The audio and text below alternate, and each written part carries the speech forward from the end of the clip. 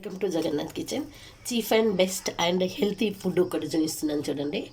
రాత్రి మిగిలిపోయిన అన్నంలోకి ఇలా పెరుగు తీసేసుకుందామండి. ఇందులోకి తగినంత నేనైతే 2 స్పూన్లు వేస్తున్నానండి.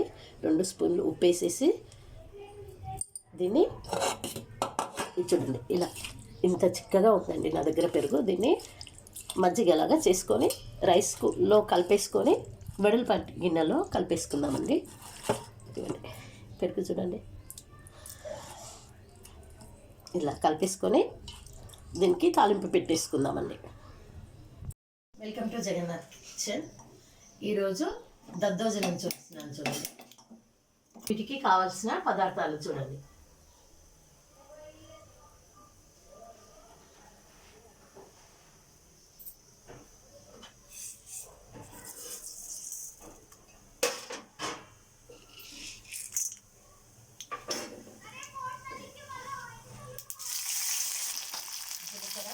కరివేపాకు, ఎండుమిర్చి అండి, మినపప్పు, శనగపప్పు వీటిని దూరంగా ఫ్రై చేసుకున్నాం.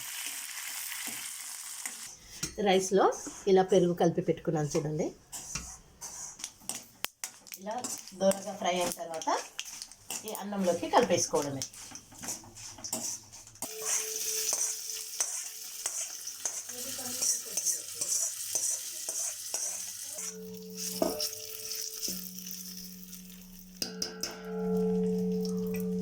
ఈ విధంగా రైస్లో కలిపేసుకుందామండి.